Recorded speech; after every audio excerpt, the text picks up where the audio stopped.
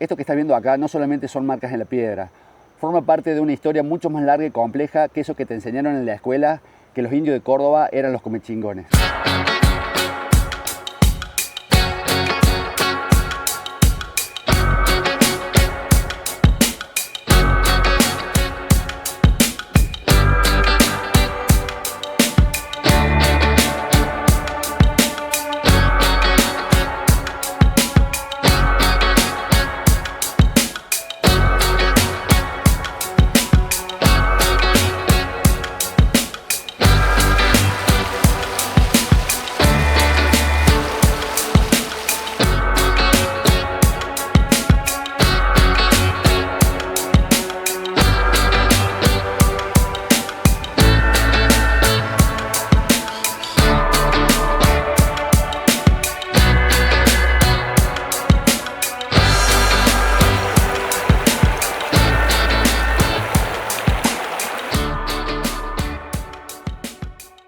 Hola, bienvenidos a un nuevo video. Mi nombre es Ricardo Explora. Seguimos desarrollando la serie El Camino del Agua. En esta ocasión nos encontramos en Villa Nizacate para recorrer juntos el sendero Los Primeros Pobladores, que es una senda de exuberante vegetación que recorre río arriba, el río Nizacate, hasta llegar a un sitio arqueológico denominado Los Morteros. Lo que vamos a hacer hoy no es solamente un trekking ni una curiosidad arqueológica, sino que vamos a tratar de comprender la historia del poblamiento de esta región, empezando por los primeros pobladores que llegaron a este territorio. Y con esto me refiero a los primeros pobladores, es decir, a las bandas de cazadores recolectores nómades que llegaron hace más de 8000 años a este territorio y que luego a lo largo de los años se fueron transformando, fueron cambiando de tecnologías, es decir, hubo una transición lenta de esa forma cazadora recolectora hasta llegar a los pueblos sedentarios, que fueron los que realmente se encontraron los españoles cuando llegaron a esta región. Pero antes de comenzar el recorrido les quería contar un poco sobre la puesta en valor de este itinerario, de este sendero que se llama Los Primeros Pobladores, y toda la cartelería, esta incluida, y el recorrido del itinerario fue puesto en valor a partir del año 2017. Pero en mi caso tuve mucho que ver porque fue la Municipalidad de Nizacate la que me pidió en ese entonces, en el año 2017, que hiciera el recorrido, el diseño, la investigación y esta señalización que estamos viendo aquí. Es importante aclarar que si bien yo fui el que diseñé este cartel, originalmente estaba diseñado para ser puesto en otro lugar, no aquí donde lo han puesto actualmente. Por lo tanto, los datos que ustedes van a ver aquí no son los correctos. La distancia del sendero Los Primeros Pobladores hasta Los Morteros son de 700 metros aproximadamente, y hasta el vado de Villa La Bolsa son 2,5 kilómetros aproximadamente. Es decir, que ida y vuelta desde este punto hasta el vado de Villa La Bolsa son 2,5 kilómetros de ida y 2,5 kilómetros de vuelta, o sea que son 5 kilómetros. Y el tiempo, por supuesto, es relativo al paso de cada uno. Así que los invito a ver este video y a hacer el recorrido juntos. Este sendero de ribera que hoy aparece como accesible, señalizado, y bueno, fíjense, se puede recorrer de una manera completamente fácil porque transita por una zona de mucha sombra. Si bien no es la sombra que a mí me gusta porque está lleno de árboles exóticos, me hubiese gustado que tuviera árboles nativos, pero bueno, lo hace bastante agradable. La senda comienza, dijimos, la senda comienza ahí en el cartel que acabo de mostrarles anteriormente, justamente en la playa del Ángel Tobías, que está ubicada en Nizacate, y son 710 metros aproximadamente hasta Los Morteros, y luego, si uno quiere continuar la caminata, son 2,5 kilómetros hasta llegar al vado de Villa La Bolsa. También se puede hacer a la inversa, se puede comenzar por Villa La Bolsa y terminar en Nizacate. Pero lo que le quería contar era que en este lugar donde estoy caminando en este momento era completamente intransitable, era monte cerrado. De hecho, fíjense, acá están los vestigios de las tareas que hicieron los operarios de la Municipalidad de Nizacate para poder limpiar. Cuando hice el itinerario, este recorrido por primera vez, toda esta senda estaba completamente tapada, no había nada, ninguna huella.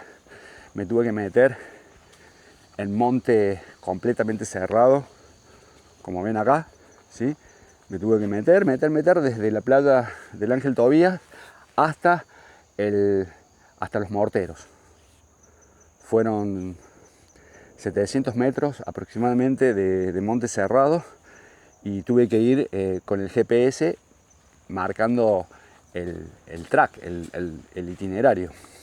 Siempre orientándome porque si vos te metes ahí perdés totalmente la orientación, así que tuve que orientarme con mapa y con brújula, básicamente con un GPS que tenía mapa digital y brújula, y así pude trazar este itinerario que hoy se puede caminar de forma accesible y señalizada.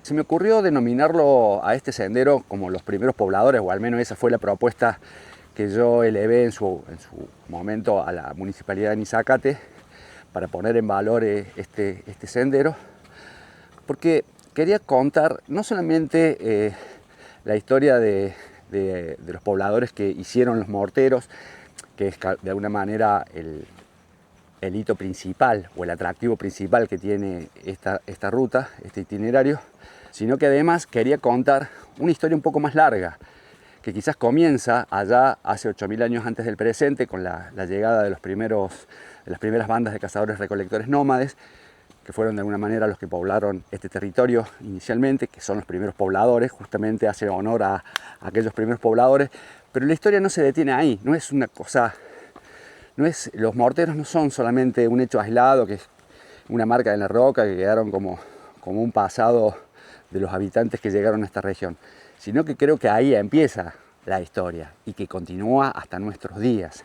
Bueno, en el video de hoy los invito a que hagamos este recorrido juntos de los primeros pobladores, desde aquellas bandas de cazadores-recolectores nómades que llegaron acá, a este lugar lleno de historia, a esta senda que estoy recorriendo ahora en este momento.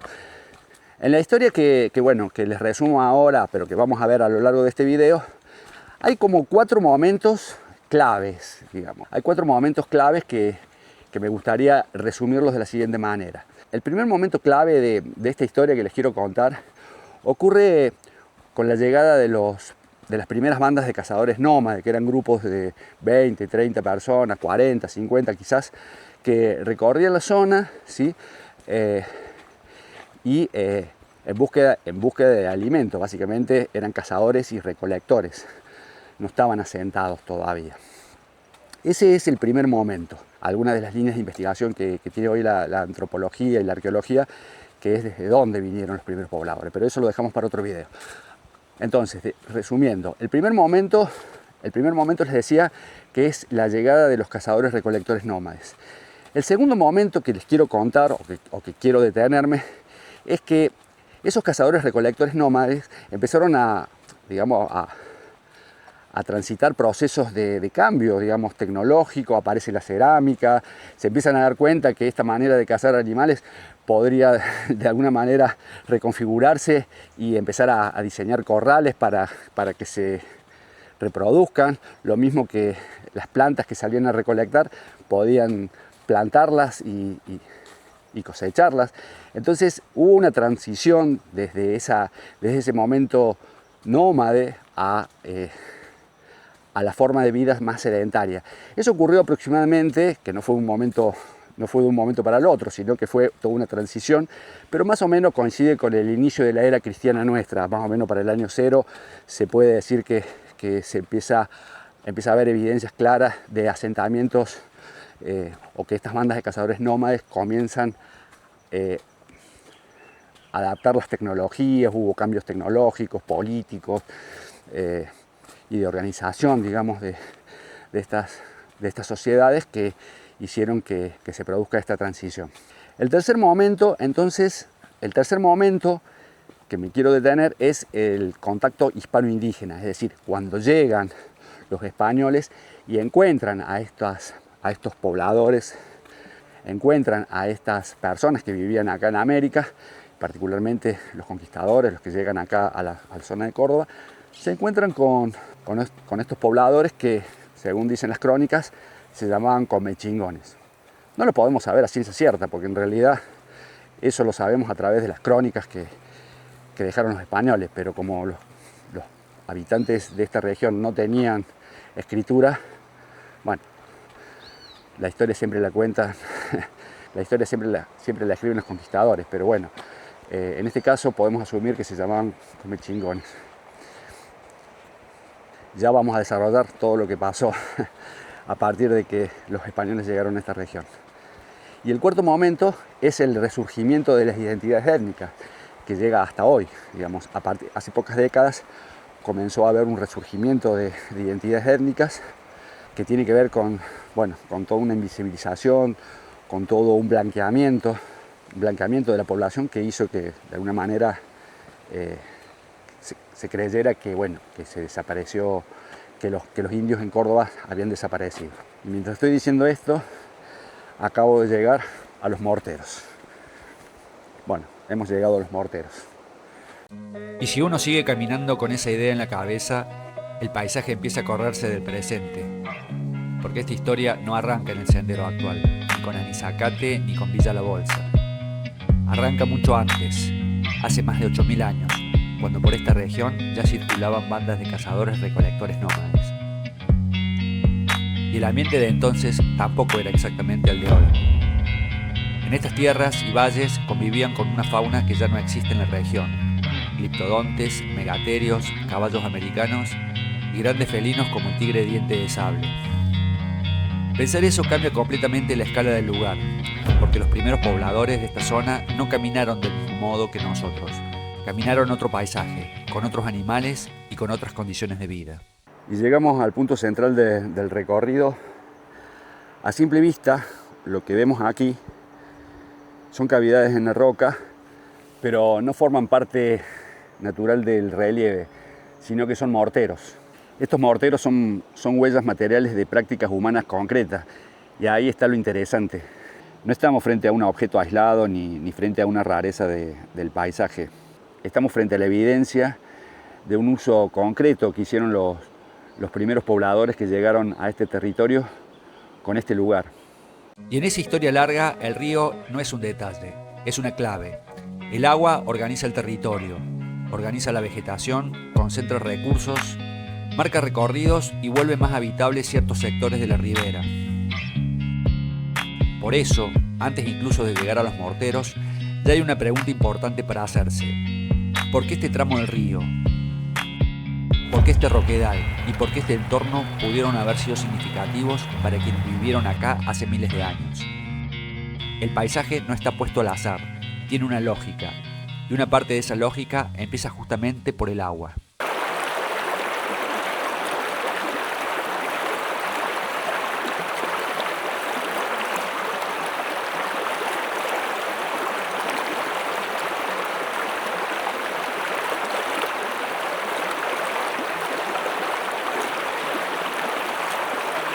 Estos morteros que vemos aquí están asociados a prácticas de moliendas de semillas y de procesamientos de recursos vegetales. Pero también puede pensarse que dentro del conjunto más amplio de actividades domésticas, los pobladores que llegaron a esta región lo usaron para preparación de pigmentos para las pinturas, las tareas de fabricación y mantenimiento de las armas de caza, el procesamiento y la cocción de los alimentos y el trabajo del cuero para la confección de prendas. Acá no solamente hubo personas que pasaron por este lugar, sino que hubo una relación, sino que hubo prácticas recurrentes, una relación sostenida con este entorno y seguramente una articulación con otros espacios del paisaje. Por eso, cuando vemos estos morteros, no solamente deberíamos ver agujeros en la roca o en la piedra, deberíamos ver una tecnología simple pero eficaz, una actividad práctica cotidiana y una evidencia de que este territorio fue activamente habitado y trabajado. Lo importante acá no es solo identificar el objeto, lo importante es entender lo que implica. Un mortero excavado en la roca no habla de una visita casual ni de un uso aislado, habla de repetición, de prácticas que volvieron a hacerse en este lugar una y otra vez. Por eso, más que ver una marca suelta en la piedra, lo que conviene ver es una escena de trabajo reiterada, procesamiento de semillas, preparación de pigmentos, tratamiento de recursos, mantenimiento de instrumentos y otras tareas ligadas a la vida cotidiana. En términos arqueológicos, eso convierte al sitio en una evidencia concreta de ocupación y de uso sostenido del espacio. A lo largo del tiempo todo este territorio se fue modificando, puesto que las bandas de cazadores recolectores nómades que llegaron a este lugar fueron transformándose a lo largo del tiempo, porque bueno, fueron dándose cuenta de que podían agarrar animales y reproducirlos en vez de ir a cazarlos. También se dieron cuenta que en vez de ir a recolectar semillas podían plantarlas y cosecharlas. Es decir, que empezaron a transformarse, a transformar no solamente la tecnología, sino se empezaron a asentar, apareció la cerámica, nuevas tecnologías, y todo eso permitió que haya una transición entre esta forma nómade de habitar el territorio a una forma más sedentaria. Esto ocurrió aproximadamente, no fue en un momento exacto, sino que fue durante un largo periodo de tiempo. Más o menos coincide con el inicio de la era cristiana nuestra. A partir de ahí, entonces, se puede empezar la arqueología puede empezar a reconstruir espacios con asentamientos, con otras tecnologías. Nos permite pensar que el territorio ya era ocupado de otra manera. Otro momento clave fue el contacto hispano-indígena, es decir, el momento de la llegada de los españoles, cuando ya los pobladores ya estaban asentados en el territorio. Y acá no solamente cambia la organización territorial o política, sino que también cambia y se modifica la forma en que se empieza a contar la historia. Las primeras descripciones que tenemos de los grupos indígenas que estaban en esta región provienen de los documentos coloniales, de los cronistas de esa época y de los relatos producidos por quienes llegaban, conquistaban y clasificaban a los aborígenes que encontraban.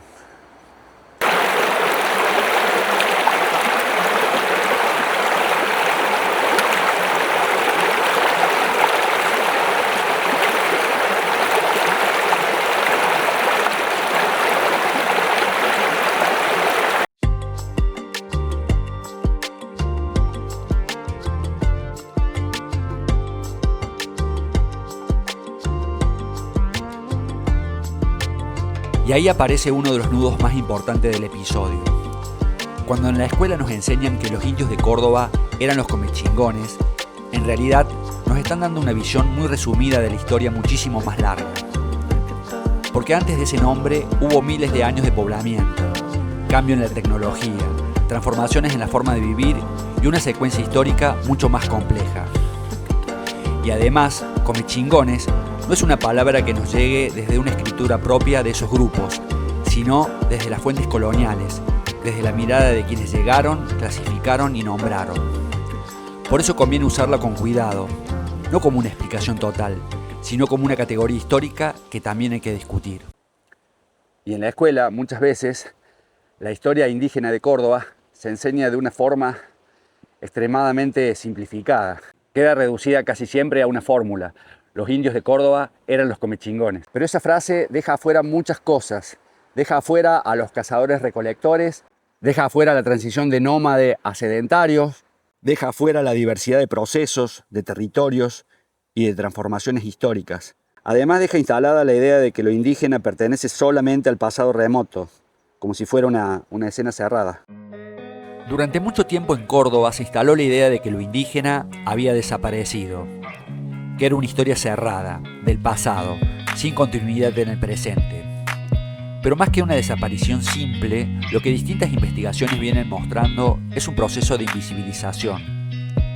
Lo indígena fue corrido del relato dominante, absorbido por otras categorías, diluido en la idea del mestizaje o directamente negado por una provincia y un país que durante mucho tiempo prefirieron pensarse como blancos y europeos.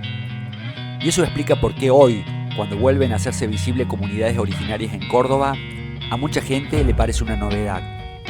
En realidad, más que una aparición repentina, lo que estamos viendo es una reemergencia.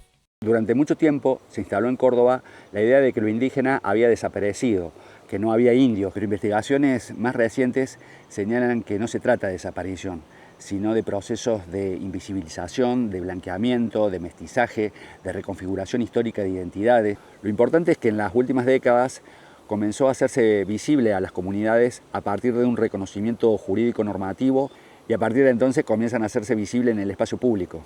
Esa reemergencia no ocurre en el vacío. Tiene detrás luchas, investigación, organización comunitaria y también marcos jurídicos concretos. Distintas comunidades indígenas de Córdoba empezaron a hacerse cada vez más visibles, desafiando la vieja idea de que acá ya no quedaban pueblos originarios. En 2023, un taller oficial en el Museo de Altagracia señalaba que actualmente existen más de 40 comunidades en la provincia. Y cuando uno lleva la discusión al mapa concreto de Córdoba, deja de hablar en abstracto. Aparecen comunidades reales, con territorio, memoria y presencia actual. Está el caso del pueblo de La Toma, en la ciudad de Córdoba, y también, más cerca de este valle, las comunidades comechingonas vinculadas a Altagracia y sus alrededores. Y como cierre reflexivo, además de ser una curiosidad arqueológica, los morteros del río Nizacate, nos invita a pensar también en cómo se cuenta la historia, sobre todo en las escuelas, porque la historia indígena de Córdoba no empieza ni termina con una sola palabra. Y lo que hoy parece invisible, en realidad fue silenciado, simplificado o mal contado. Ya de regreso, ahora sí, yendo para Villa La Bolsa. No voy a volver a Nizacate porque yo vivo en Villa La Bolsa, así que continúo por la senda de Rivera, río arriba, hasta llegar al vado de Villa La Bolsa y bueno, de ahí a mi casa. Vieron que el río Nizacate no solamente es un río, hay toda una historia para contar. Para los interesados, los que quieran hacer este recorrido, acá abajo en la descripción del video les dejo el enlace al track de Wikiloc para aquellos que les gusta hacer senderismo y también una nota del blog de Ricardo Explora para aquellos que quieran leer más detalles, ver fotografías, en fin, conocer la historia completa de los primeros pobladores que llegaron a esta región. Bueno, les agradezco que me hayan acompañado en todo este video. Los espero en los próximos capítulos. Quedan algunos por recorrer del río Nizacate antes de pasar a otra cosa. Así que nos vemos en el siguiente video. Soy Ricardo Explora y los despido. Chau, chau.